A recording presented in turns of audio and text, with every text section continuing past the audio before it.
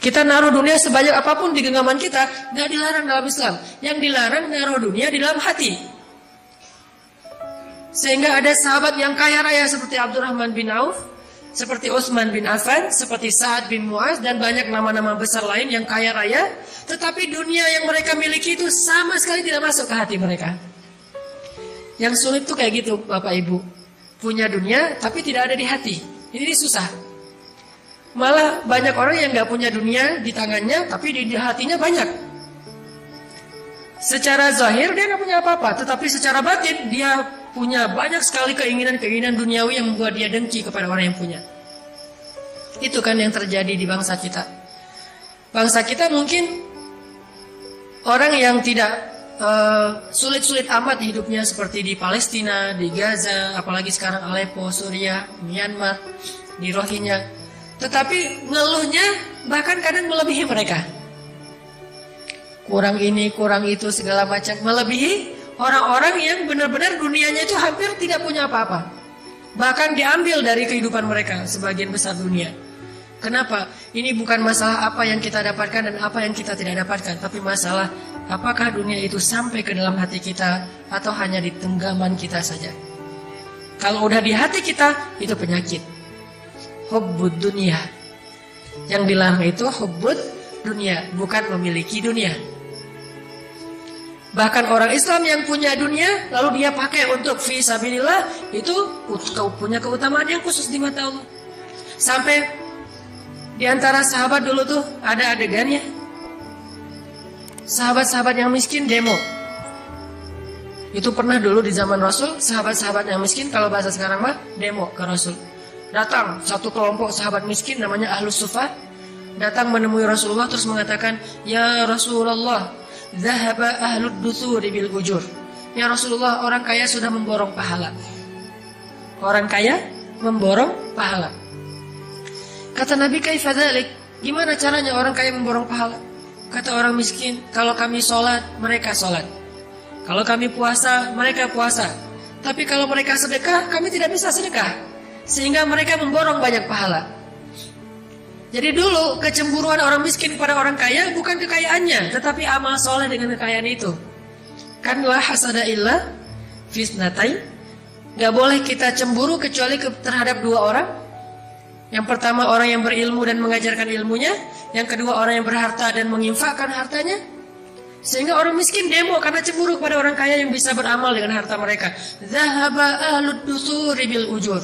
Ya Rasulullah, orang kaya sudah memborong pahala. Kami sholat, mereka sholat, kami puasa, mereka puasa, mereka sedekah, kami tidak bisa sedekah. Kemudian Nabi mengatakan, setiap senyum itu sedekah. Setiap ucapan yang baik itu sedekah.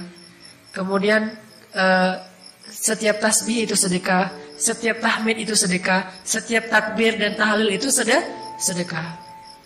Oh, bisa sedekah dengan kata-kata yang baik, bisa tersenyum, bisa sedekah, memindahkan diri dari jalan bisa sedekah. Oh iya. Tapi lama-lama mikir juga, kalau gitu orang kaya juga bisa ya Rasulullah. Baru Rasulullah mengatakan, janganlah kalian cemburu terhadap karunia Allah kepada sebagian kalian yang tidak diberikan kepada sebagian yang lain. Tapi tahukah kita doa Nabi? Ya Allah, hidupkan saya sebagai orang miskin, matikan saya sebagai orang miskin, dan bangkitkan saya bersama orang miskin. Berani gak sih kita doa kayak gitu? Berat ya? Kalau ngomong, oh saya gak cinta dunia, ya udah ayo kita doa. Sekarang bareng-bareng gitu, ya Allah hidupkan saya sebagai orang miskin. Kayaknya belum kuat tuh, belum berani kayaknya doa gitu ya. Mending kita doa, ya Allah gak apa-apa deh kaya tapi masuk surga gitu. Itu paling aman. Kalau Nabi sampai memilih, saking gak ada nilainya dunia bagi beliau, sampai memilih, ya Allah hidupkan saya sebagai orang miskin, dan gak pernah mengeluh dengan kemiskinan. Matikan saya sebagai orang miskin, dan tidak masalah dengan itu. Khadijah pun walaupun hidupnya sebagai orang kaya, meninggalnya dalam keadaan fakir bahkan, gak punya warisan apa-apa. Dan bangkitkan saya bersama orang miskin, karena orang miskin masuk surga 500 tahun lebih dulu daripada orang kaya. Tapi kalau orang kaya yang dermawan masuk surga, surganya jauh lebih tinggi daripada orang miskin. Ini kan pilihan ya. Jadi orang kaya, oh surganya nanti kalau saya dermawan lebih tinggi. Jadi orang miskin, tapi kan saya lebih duluan masuk surganya. Ini sama-sama punya keistimewaan. Makanya bagi kaum muslimin, dunia itu gak masalah. Abdurrahman bin Auf yang kaya raya, sedikit pun dunia tidak ada di hatinya. Suatu hari istri-istri Abdurrahman bin Auf menghidangkan makanan berbuka puasa untuk Abdurrahman. Macam-macam varian menunya. Ada daging kambing, ada ayam, ada segala macam. Wah, rotinya dengan bermacam ragam. Ketika Abdurrahman melihat hidangan yang sangat berlimpah, Abdurrahman menitikkan air mata, nangis. Lalu istrinya bertanya, "Ma yubkika, apa yang membuat kamu menangis?" Abdurrahman mengatakan, "Ada orang yang lebih soleh dari saya, tetapi meninggalnya tidak punya kain kafan, kecuali sehelai selimut kecil, yang kalau ditutup kepalanya kelihatan kakinya, yang ditutup kakinya kelihatan kepalanya. Dia adalah Mus'ab bin Umair dan Hamzah bin Abdul Muthalib. Mereka berdua lebih soleh dari saya, tetapi hidupnya susah. Mungkin kesolehan mereka itu Allah ingin balas di akhirat saja, tidak di dunia. Sedangkan saya yang gak lebih soleh dari mereka, mungkin amal saya yang sedikit sudah dibalas di dunia dengan berlimpah. Terus dapat jatah apa saya nanti di akhirat? Ya Allah, ampunkanlah saya." Coba gitulah Abdurrahman bin Auf. Kalau kita mungkin, wah, Rabbi akraman, Tuhan saya tuh baik banget sama saya, dikasih harta yang berlimpah. Kalau Abdurrahman bin Auf menangisi kekayaannya. Ada gak sih sekarang orang yang sedih, nangis, terus temennya nanya, "Kenapa nangis, Mas?" "Ya, kok saya kaya ya?" Nangis kaya teh. Ada nggak orang sekarang gara-gara kaya nangis? Yang banyak gara-gara miskin nangis. Ini gara-gara kaya, sedih aja nih orang kaya. Naiknya mobil mewah Alphard, di dalam mobil wajahnya wajah orang yang sedih terus. Ditanya sama supirnya, "Pak, kenapa sedih terus?" "Ya, saya naiknya kok Alphard ya." Gitu. Bukan naik misalnya motor biasa atau sepeda ontel. Kok naiknya Alphard? Kenapa bukan naik beca? Kayak ada orang naik onta yang onta merah, yang harganya satu ekor onta 500 juta. Naik onta sedih, kenapa? "Saya kok naiknya onta merah ya, bukan keledai." Gitu. Ini sedikit sekali orang yang bisa seperti Abdurrahman bin Auf. Hartanya berlimpah, tetapi itu hanya di genggamannya, tidak ada sedikit pun di dalam hatinya. Untuk bisa seperti itu kita butuh latihan. Cara latihannya, kita belajar betapa akhirat itu lebih baik daripada dunia. Kalau udah yakin akhirat lebih baik daripada dunia, semuanya akan mudah. Ada kisah yang saya selalu terngiang-ngiang tentang dua orang sahabat. Dua-duanya senior nih. Yang satu namanya Abu Lubabah, yang satu namanya Abu Dahdah. Abu Lubabah punya pohon korma satu-satunya, dan itu subur banget pohon kurmanya, tumbuh di sebelah rumah anak yatim. Sehingga dia agak miring sedikit pohon kurmanya dan tumbuh di sebelah rumah anak yatim. Zaman dulu rumah orang Arab kalau orang miskin mah tidak ada atap. Jadi terbuka gitu, atap langit. Karena pohon kurmanya rindang, sehingga kalau buah-buah kurma itu jatuh, ada juga yang jatuh ke dalam rumah anak yatim. Dan anak yatim itu ketika ada yang jatuh ke dalam rumahnya, namanya anak kecil, diambil jadi cemilan. Jadi kalau anak sekarang permen, dulu mah korma, makan sama anak yatim. Abu Lubabah tahu ternyata buah kormanya ada yang dimakan sama anak yatim yang jatuh ke dalam rumah mereka. Akhirnya Abu Lubabah mengadu kepada Rasulullah, ngelaporin anak yatim. "Ya Rasulullah, itu anak-anak pada ngambil korma saya dan saya nggak rela." Dipanggil, Rasulullah nggak tahu kalau itu anak yatim. Ketika dipanggil menghadap ke Rasul, ditanya, "Kenapa kalian makan?" "Oh, kami kira kami punya hak di situ, soalnya kami anak yatim." Baru Rasulullah tahu ternyata itu anak yatim.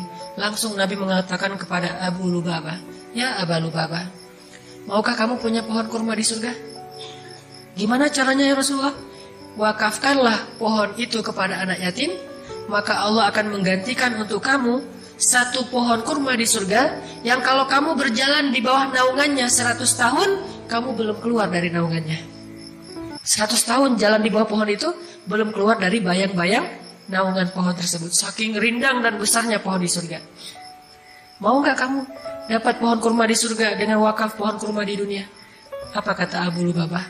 "Ya Rasulullah, itu satu-satunya harta yang saya punya." Bahasa halus dari menolak, nggak mau.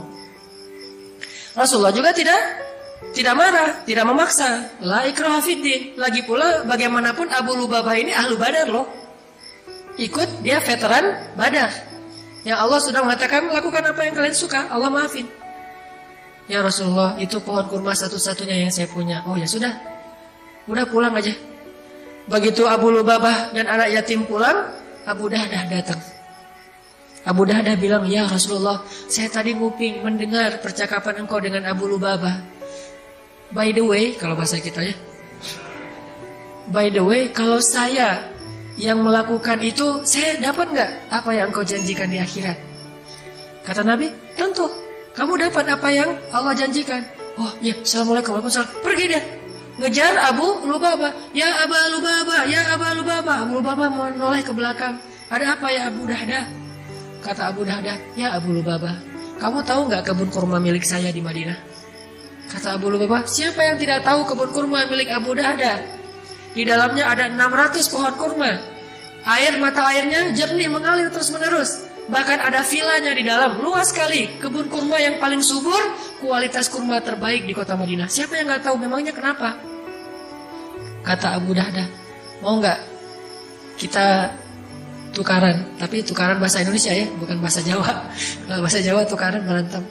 Mau nggak kita barter nih? Tukar guling. Kamu kasih pohon kurma kamu yang di sebelah rumah anak yatim ke saya. Nanti saya kasih kebun saya untuk kamu dengan 600 pohon kurma. Ditukar. Kata Abu Lubabah, cius, kata kita mah. Beneran ini mah? Kata Abu Dahdah, benar. Oh boleh kalau gitu. Tadi ditawarkan surga, Abu Lubabah bilang itu harta satu-satunya yang saya miliki. Sekarang ditawarkan 600 pohon kurma Abu Dahdah, dia langsung mengatakan deal, setuju. Udah akad setuju.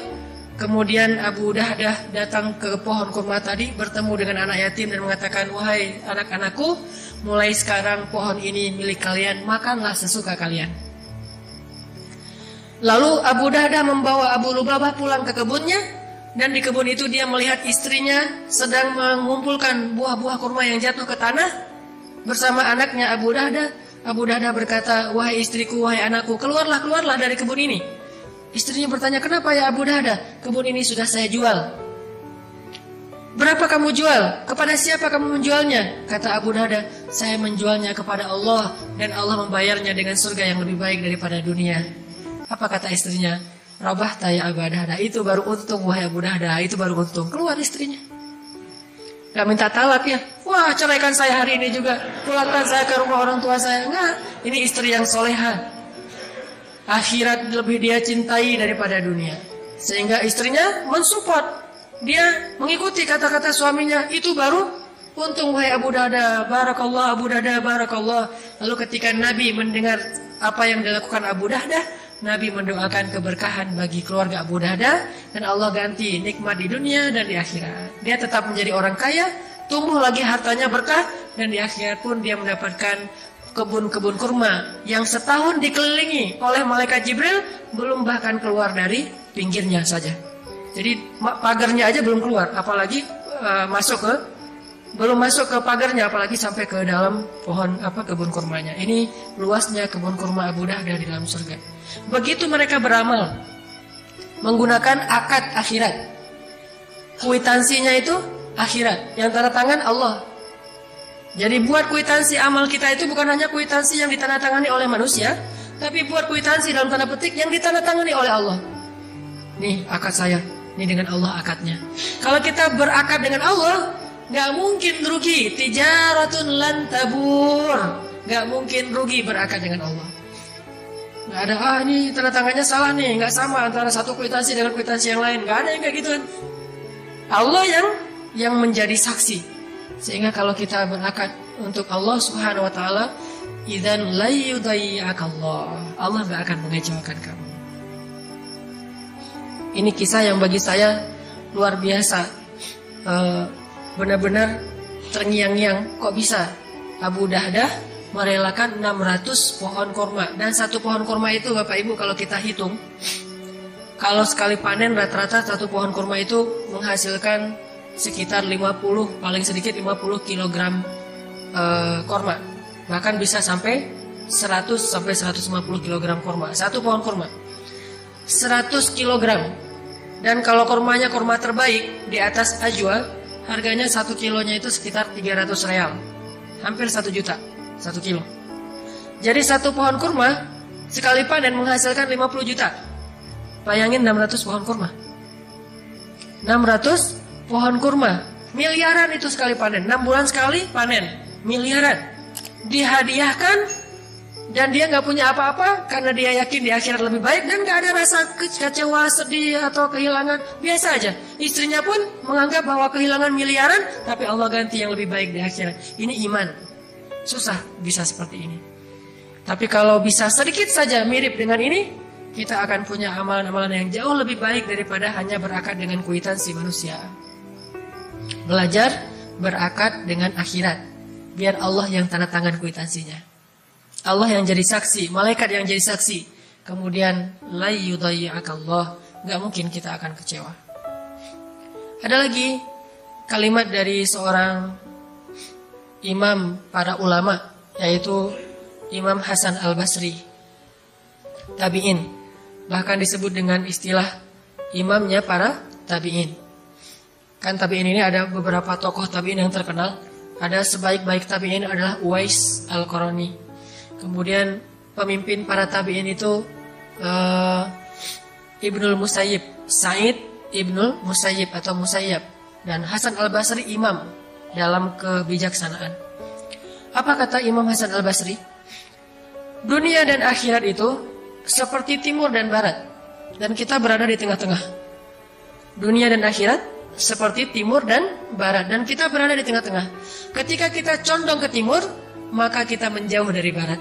Ketika kita condong ke barat, berarti kita menjauh dari timur. Gak mungkin kita condong kedua-duanya sekaligus. Itu dalam urusan hati.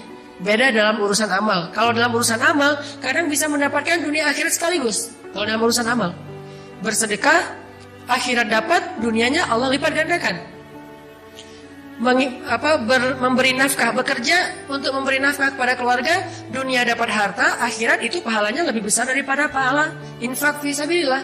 Kalau niatnya nafkah keluarga. Kalau dalam amal, dunia akhirat itu bisa jalan berbarengan. Tapi kalau dalam urusan hati, nggak bisa. Hati itu tidak condong kecuali ke salah satu arah. Makanya Allah berfirman tentang bab adil dalam urusan perasaan, walan ta'dilu. Kalian gak mungkin adil walaupun kalian berusaha. Kalau urusan perasaan gak mungkin adil. Bahkan Nabi ketika ditanya siapa orang yang paling kau cintai, kata Nabi Aisyah. Tentunya karena Khadijah sudah wafat, yang sezaman maksudnya, yang hidup. Siapa orang yang paling kau cintai di antara yang hidup? Aisyah, kata Rasulullah.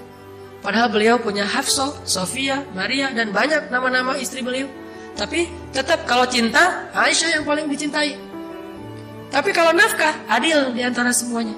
Sehingga setelah Nabi membagi-bagi nafkah kepada semua istri beliau, beliau mengangkat kedua tangannya mengatakan, ya Allah, inilah yang saya mampu adil. Maafkanlah saya jika ada yang saya tidak mampu adil, yaitu perasaan.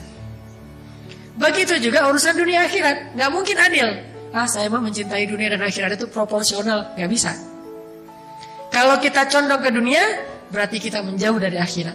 Ini kalau hati. Kalau condong ke akhirat, berarti menjauh dari dunia. Sehingga seorang Ali bin Abi Thalib, ketika dia menjadi khalifah yang keempat, dia mengatakan, ya dunia, talaqtuki salas. Wahai dunia, aku telah mentalak kamu dengan talak 3. Gak ada jalan untuk rujuk buat kita. Jadi gak usah goda-godain saya. Kita udah gak bisa rujuk. Kecuali kamu nikah dulu, muter-muter. Setelah itu dicerain baru datang ke saya lagi. Susah. Ya dunia, talaqtuki salas. Wahai dunia, saya sudah mentalak kamu dengan talak 3. Artinya, talak bila rujuk. Talak yang tidak bisa lagi rujuk.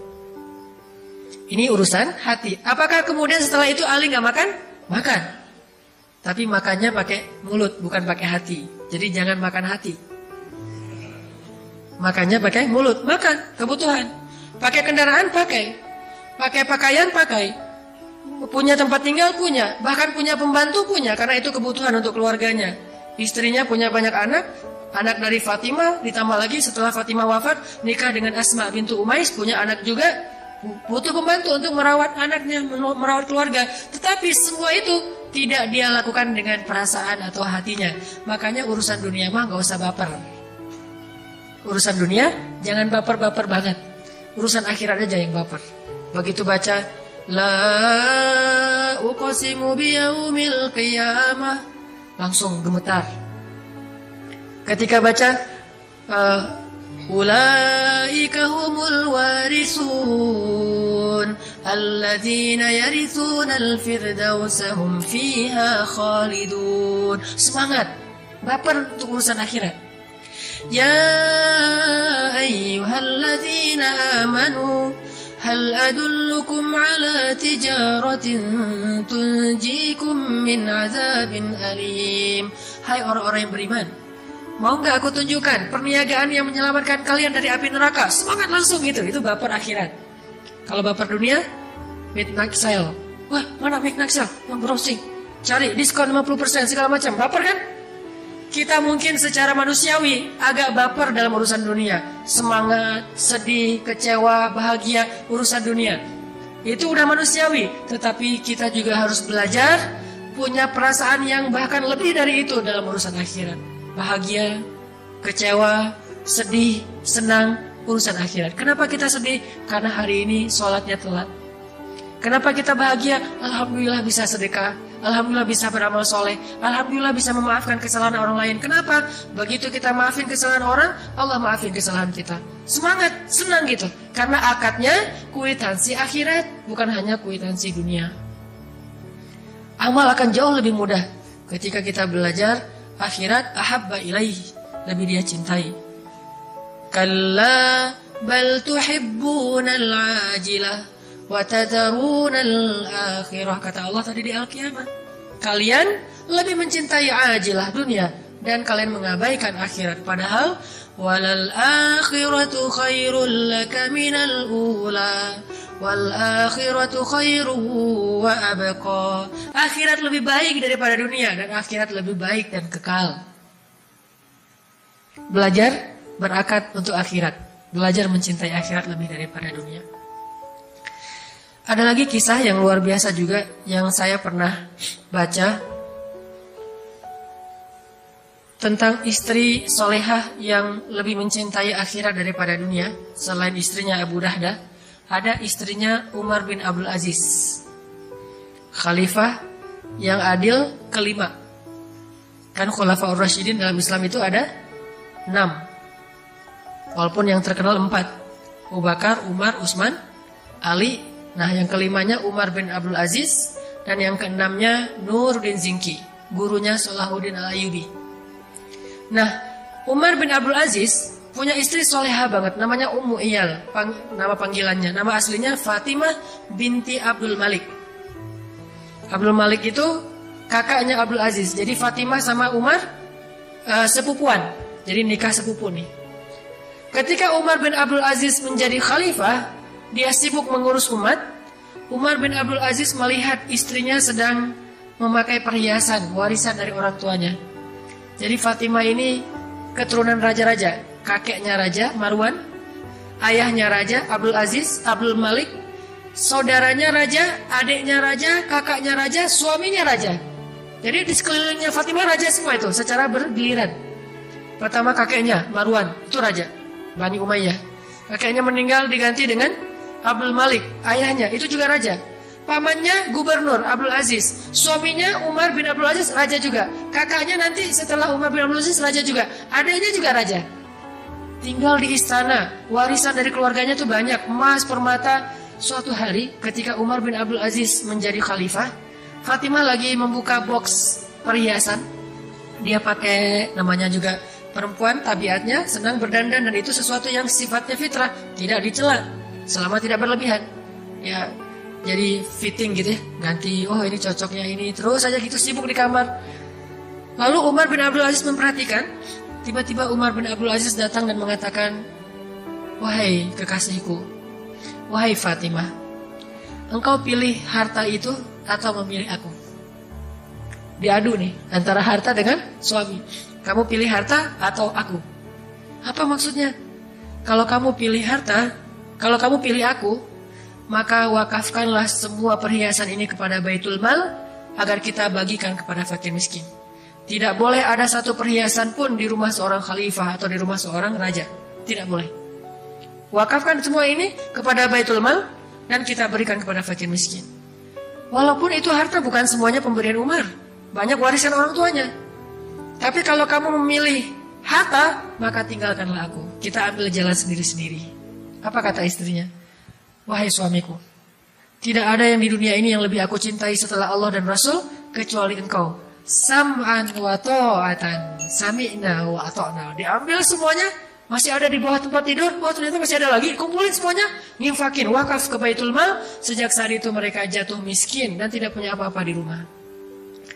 Sampai bisa begitunya seorang istri Khalifah Ar-Rashidin, sehingga dia digolongkan oleh para ulama termasuk perempuan yang paling ajaib dalam sejarah Islam. Ini karena akadnya akhirat. Lalu setelah Umar bin Abdul Aziz wafat, karena diracun, hanya bertahan 2 tahun kepemimpinan Umar bin Abdul Aziz, diracun oleh pengkhianat, kemudian beliau wafat. Setelah beliau wafat, yang jadi raja berikutnya adiknya Fatimah. Waktu adiknya Fatimah jadi khalifah atau jadi raja, adiknya Fatimah datang ke rumah kakaknya, yaitu Fatimah. Dia bilang, kakak, mbak, dulu kan hartanya mbak itu diberikan kepada Baitul Mal. Belum saya bagi, masih saya simpan tuh. Kalau mbak mau, saya balikin nih kepada mbak harta-harta perhiasan mbak yang dulu diberikan kepada Baitul Mal. Soalnya Umar bin Abdul Aziz sudah wafat. Dia mengatakan apa Fatimah? Ma'azallah. Dia mengeluarkan air mata, dia nangis. Ma'azallah. Saya tidak mencari akhirat karena Umar bin Abdul Aziz. Saya mencari akhirat karena Allah Subhanahu wa taala. Kalau saya menyembah Umar bin Abdul Aziz, sesungguhnya Umar bin Abdul Aziz telah wafat.